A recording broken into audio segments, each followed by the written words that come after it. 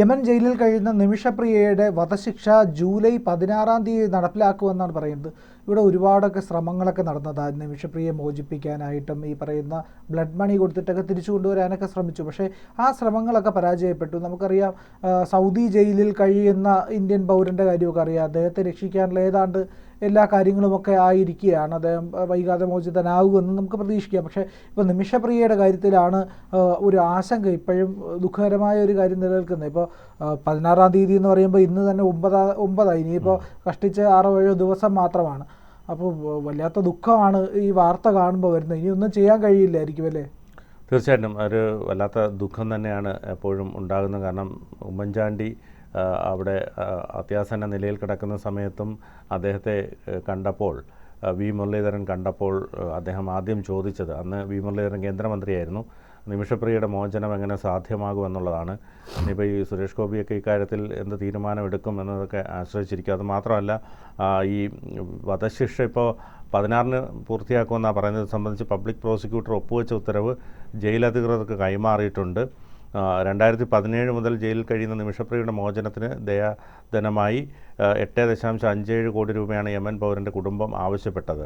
മോചന ശ്രമങ്ങളെല്ലാം പരാജയപ്പെടുകയായിരുന്നു. വധശിക്ഷ ഉത്തരവ് ജയിലിലെത്തിയതായും സൗദിയിലെ ഇന്ത്യൻ എംബസിക്ക് കൈമാറിയതായും യമനിലെ മനുഷ്യാവകാശ പ്രവർത്തകൻ സാമുൽ ജെറോം പറഞ്ഞു. യമൻ പൗരൻ്റെ കുടുംബത്തെ ബുധനാഴ്ച കാണുന്നുണ്ട്. നിമിഷപ്രിയയുടെ അമ്മ പ്രേമകുമാരി സാമുലിനൊപ്പം യമനിലുണ്ട്.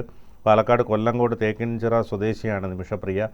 അപ്പോൾ അമ്മയൊക്കെ അവിടെ ഉണ്ട്, ബന്ധുക്കളൊക്കെ അവിടെ ഉണ്ട്. പക്ഷേ ഇവരുടെ കുടുംബം മുഴുവൻ സമ്മതിച്ചാൽ മാത്രമേ ഈ ദയാധനം കൊടുത്താലും മോചനം സാധ്യമാകും. പക്ഷേ ഇതിപ്പോൾ പ്രൊസീജിയറൊക്കെ ഇത്രയധികം പൂർത്തിയായ സ്ഥിതിക്ക് ഏത് തരത്തിലായിരിക്കും ഇതിൻ്റെ ശിക്ഷ സംബന്ധിച്ച് വരിക എന്നുള്ളത് അറിയില്ല.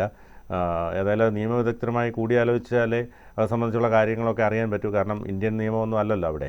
സ്വാഭാവികമായും നിമിഷപ്രിയയുടെ മോചനം ഇന്ത്യയിലുള്ള എല്ലാവരും തന്നെ ആഗ്രഹിക്കുന്നുണ്ട്. അതുകൊണ്ട് തന്നെ സർക്കാർ, എംബസികൾ ഇതൊക്കെ ഇക്കാര്യത്തിൽ എന്ത് നടപടി എടുക്കുമെന്നുള്ളതാണ് എല്ലാവരും ഉറ്റുനോക്കുന്നത്. അതായത് ഒരു വലിയ ദാരുണമായ ഒരു അവസ്ഥയിലാണ് ഇപ്പോൾ നിമിഷപ്രിയയുടെ കാര്യമുള്ളതെന്നുള്ളത്. എല്ലാ തരത്തിലുള്ള ദയാഹർജികളും തള്ളിയിരിക്കുന്നു. അവസാന ഇത് മാത്രമായിരുന്നു ആ കുടുംബത്തിൽ നിന്ന് അവർക്ക് വധശിക്ഷയിൽ നിന്ന് ഒഴിവാക്കാമെന്ന് അവർ ഒപ്പിട്ട് കഴിഞ്ഞാൽ ഈ പറയുന്ന ശിക്ഷ ഇളവിയും ശിക്ഷ കുറച്ചിട്ട് വധശിക്ഷയിൽ നിന്ന് ഒഴിവാക്കി നാട്ടിലേക്ക് തിരിച്ചു വരാൻ കഴിയുമായിരുന്നു. പക്ഷേ ഇപ്പോഴും ആ പറയുന്ന പ്രതീക്ഷ പുലർത്തിക്കൊണ്ട് അമ്മയൊക്കെ അവിടെ തുടരുകയാണ്. പക്ഷേ ഈ വധശിക്ഷ നടപ്പിലാക്കാനുള്ള ഉത്തരവ് ജയിലിൽ എത്തിക്കഴിഞ്ഞു. തീയതിയും സമയവും അടക്കം ജയിലിൽ നൽകിയ റിപ്പോർട്ടുകളിൽ, ഈ പറയുന്ന ഓർഡറുകളിൽ, ഉത്തരവുകളിൽ ഈ കാര്യങ്ങളുണ്ട് എന്നാണ് അറിയാൻ കഴിയുന്നത്. ഈ പറയുന്ന യമനിലെ ഹൂത്തികളുടെ നിയന്ത്രണത്തിലുള്ള മേഖലയിലെ ജയിലിലാണ് നിമിഷപ്രിയ കഴിയുന്നത്. അവിടെ ഇറാൻ നിയന്ത്രണത്തിലാണ് ആ മേഖലയുള്ളത്. അപ്പോൾ ഇറാനുമായിട്ടൊക്കെ ബന്ധപ്പെട്ട് നിമിഷപ്രിയയുടെ മോചനത്തിനായിട്ടൊക്കെ ശ്രമിക്കുന്നുണ്ട്. പക്ഷേ അവിടുത്തെ ഒരു പൗരനെ കൊലപ്പെടുത്തിയ കേസാണുള്ളത്. മറ്റ് കേസുകൾ ഈ സൗദിയിലുള്ള ഇന്ത്യൻ പൗരൻ്റെ കാര്യത്തിനകത്ത് അങ്ങനെയല്ല. അബദ്ധത്തിൽ സംഭവിച്ച ഒരു കൊലപാതകം വലിയൊരു അപകടമായിരുന്നു. അതിൽ അവർ കുറ്റം ചുമത്തുകയായിരുന്നു. എന്നിട്ടും ഒരു വലിയ തുക കൊടുത്ത് ആ പറയുന്ന കേസ് ഏതാണ്ട് സെറ്റിലാക്കിയായിരുന്നു. സുഖമില്ലാത്ത ആളായിരുന്നു അന്ന് മരിച്ചതൊക്കെ.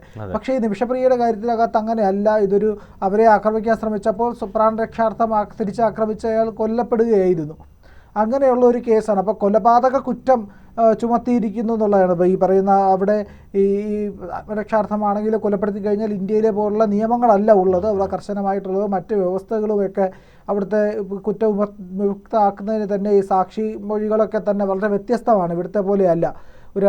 ഒരാൾക്കെതിരായി സാക്ഷി പറയുകയാണെങ്കിൽ ഇസ്ലാമിക നിയമങ്ങൾ, ഈ ശരീഅത്ത് നിയമങ്ങളൊക്കെയാണ് അവിടെ പലപ്പോഴും പ്രാവർത്തികമാകുന്നത്. അപ്പോൾ യമനിനെ സംബന്ധിച്ചാണെങ്കിൽ മറ്റ് ചില നിയമങ്ങൾ കൂടിയുണ്ട് അവിടെ. അതിപ്പോൾ ഹൂത്തികളുടെ നിയന്ത്രണത്തിലുള്ള മേഖലയിലാണെങ്കിലും ആ നിയമങ്ങളൊക്കെ തന്നെയാണ് പിൻപറ്റുന്നത്. അങ്ങനെ വരുമ്പോൾ സ്വാഭാവികമായിട്ടുള്ള ഒരു ശിക്ഷ ഇളവോ ഇല്ലെങ്കിൽ അവർക്ക് അവിടെ നിന്ന് മടങ്ങാനുള്ള ഒരു സാഹചര്യമോ ഇല്ല. ഉള്ളത് ഈ ശരീഅത്ത് നിയമത്തിനകത്ത് തന്നെ വ്യവസ്ഥയുള്ള ദിയാധനം കൊടുത്തിട്ട് തിരിച്ചു കൊണ്ടുവരുന്ന ഒരു പദ്ധതിയാണ് ഈ ബ്ലഡ് മണി കൊടുക്കുക എന്ന് പറഞ്ഞു കഴിഞ്ഞാൽ. അപ്പോൾ കുടുംബം പറയുന്ന തുക കൊടുക്കണം. പക്ഷേ ആ തുക സ്വീകരിക്കാൻ അവിടുത്തെ കുടുംബാംഗങ്ങൾ തയ്യാറല്ല. മുഴുവൻ ആൾക്കാരും ഒരുപോലെ ആണെങ്കിൽ മാത്രമേ ആ പണം വാങ്ങിയവരെ കുറ്റമുക്തയാക്കാൻ കഴിയുള്ളൂ. പക്ഷേ ഇവിടെ അങ്ങനെ ഒരു അവസ്ഥ ഇല്ല എന്നുള്ളതും ഏറെ പ്രയാസം ജനിപ്പിക്കുന്ന, ഈ പറയുന്ന ശിക്ഷയിൽ നിന്ന് ഇളവ് ലഭിക്കാൻ സാധ്യതയില്ലാത്ത ഒരു കാര്യമാണ്. അതായത് ഈ പറഞ്ഞ പോലെ നിമിഷപ്രിയയുടെ അമ്മയൊക്കെ അവിടെ തുടരുന്നുണ്ട്, ബന്ധുക്കളുമൊക്കെ അവിടെ ഉണ്ട്. ഈ പറഞ്ഞതുപോലെ സർക്കാർ സംവിധാനങ്ങൾ ഏത് തരത്തിലായിരിക്കും എന്നതനുസരിച്ചൊക്കെ ഇരിക്കും ഇതിൻ്റെ മോചനം സംബന്ധിച്ചുള്ളത്. ഏതായാലും വധശിക്ഷ നടപ്പാക്കുമെന്നുള്ള ഏറ്റവും പുതിയ വാർത്തകളാണ് വരുന്നത്. നിയമവഴികളെല്ലാം അടഞ്ഞു എന്നാണ് പറയുന്നത്. യമൻ പൗരൻ തലാൽ അബു മഹ്ദി കൊല്ലപ്പെട്ട കേസിലാണ് യമനിലെ ജയിലിൽ നിമിഷപ്രിയ കഴിയുന്നത്. ജൂലൈ 16-നാണ് ഉത്തരവ് നടപ്പാക്കുക. ഇത് സംബന്ധിച്ച ഉത്തരവിലാണ് ഇപ്പോൾ പബ്ലിക് പ്രോസിക്യൂട്ടർ ഒപ്പുവെച്ചത്. വധശിക്ഷ ഒഴിവാക്കാനുള്ള നിയമപരമായ വഴികളെല്ലാം അടഞ്ഞതായും സനായിലുള്ള തലാലിൻ്റെ കുടുംബം മാപ്പ് നൽകുക മാത്രമാണ് നിമിഷപ്രിയയെ രക്ഷിക്കാനുള്ള ഏക മാർഗ്ഗമെന്ന് മനുഷ്യാവകാശ പ്രവർത്തകൻ പറഞ്ഞിരിക്കുകയാണ്. ഇതിനായി തലാലിൻ്റെ കുടുംബത്തെ നാളെ കാണാൻ പോകുന്നുണ്ട്.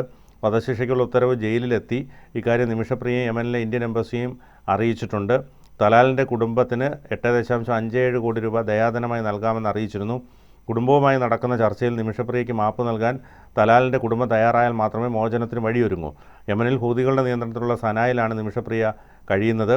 ഹൂതികളുമായി ബന്ധമുള്ള ഇറാൻ സർക്കാരുമായി ചർച്ച നടത്തി നിമിഷപ്രിയയുടെ മോചനം സാധ്യമാക്കാൻ കേന്ദ്ര സർക്കാർ ശ്രമിച്ചെങ്കിലും ഇക്കാര്യത്തിലും തുടർ നീക്കങ്ങൾ ഉണ്ടായില്ല.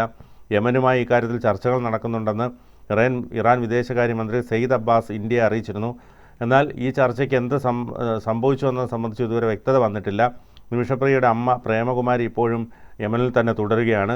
2024 ഏപ്രിലാണ് പ്രേമകുമാരി സനായിലെത്തിയത്. ഇവർ ജയിലിലെത്തി 11 വർഷത്തിന് ശേഷം മകളെ കണ്ടിരുന്നു. സ്വാധീനമുള്ള വ്യക്തികളെ ഉപയോഗിച്ച് ഗോത്രത്തലവന്മാരുമായി ചർച്ച നടത്താനാണ് സാമുവൽ ജെറോമിനൊപ്പം പ്രേമകുമാരി സനായിലെത്തിയതെങ്കിലും ഈ ചർച്ചയും കാര്യമായി മുന്നോട്ട് പോകുന്നില്ല. കാരണം അവർക്ക് അവിടെ പലതും അങ്ങോട്ട് സ്വാധീനിക്കാനൊന്നും കഴിയുന്നില്ല. 2015-ൽ സനായിൽ യമൻ പൗരനായ തലാലിൻ്റെ സ്പോൺസർഷിപ്പിൽ നിമിഷപ്രിയ ക്ലിനിക്ക് ആരംഭിച്ചിരുന്നു. സഹപ്രവർത്തകയുമായി ചേർന്ന് തലാലിനെ വധിച്ചെന്ന കേസിൽ 2017 ജൂലൈയിലാണ് നിമിഷപ്രിയ അറസ്റ്റിലാകുന്നത്. 2020-ൽ വിചാരണ കോടതി വധശിക്ഷ വിധിച്ചു. വിധിക്കെതിരായ അപ്പീലുകൾ വിവിധ കോടതികൾ തള്ളുകയായിരുന്നു. അപ്പോൾ ഇനിയിപ്പോൾ നിമിഷപ്രിയയുടെ മോചനം സാധ്യമാണെങ്കിൽ ആ കുടുംബം ശക്തമായി രംഗത്ത് വരണം. പക്ഷേ കുടുംബത്തെ സ്വാധീനിക്കാനുള്ള പല വഴികളും നോക്കിയെങ്കിലും അതെല്ലാം തന്നെ അടയുകയായിരുന്നു. ഏതായാലും കേന്ദ്ര സർക്കാരൊക്കെ ഇക്കാര്യത്തിൽ വലിയ ശ്രമങ്ങൾ നടത്തി. പക്ഷേ ഈ പറഞ്ഞതുപോലെ ഇത് ഏത് തരത്തിൽ വധശിക്ഷ ഇനി ഒഴിവായി കിട്ടും. കാരണം ഇനി വളരെ കുറച്ച് ദിവസങ്ങൾ മാത്രമാണ് ബാക്കിയുള്ളത്. കാരണം 7 ദിവസം മാത്രമാണുള്ളത്. അതുകൊണ്ട് ഈ ദിവസത്തിനുള്ളിൽ എന്ത് ചെയ്യാൻ കഴിയുമെന്നുള്ളതാണ്. നിമിഷപ്രിയയുടെ അമ്മ 2024 മുതലൊക്കെ അവിടെ തങ്ങി ഇത്തരത്തിൽ മനുഷ്യാവകാശ പ്രവർത്തകനുമായൊക്കെ അവിടെയുള്ള ആളുകളെ സ്വാധീനിക്കാനൊക്കെ ശ്രമം നടത്തിയെങ്കിലും ഒന്നും ഫലവത്തായില്ല എന്നാണ് മനസ്സിലാക്കാൻ കഴിയുന്നത്. 1.5 വർഷത്തിന് ശേഷം മകളെ കാണാൻ കഴിഞ്ഞത് എന്നും നിമിഷപ്രിയയുടെ അമ്മ പൊട്ടിക്കരഞ്ഞുകൊണ്ട് പറഞ്ഞു. അപ്പോൾ ഇനിയിപ്പോൾ എന്താകും ഇനിയുള്ള അങ്ങോട്ടുള്ള മുന്നോട്ടുള്ള രീതികൾ, അല്ലെങ്കിൽ ഈ ശിക്ഷയിൽ നിന്ന് ഒഴിവായി കിട്ടുമോ, അല്ലെങ്കിൽ ശിക്ഷയായി കഴിഞ്ഞാൽ മറ്റ് അതിന് ശേഷമുള്ള നടപടിക്രമങ്ങൾ എന്തൊക്കെയായിരിക്കും എന്നതൊക്കെ ഇനി കാത്തിരുന്ന് കാണേണ്ടി വരും. കൂടുതൽ വാർത്തകളും വിശേഷങ്ങളും നിങ്ങളിലേക്ക് എത്താൻ ABC മലയാളം സബ്സ്ക്രൈബ് ചെയ്യുക, ബെൽ ബട്ടണും അമർത്തുക.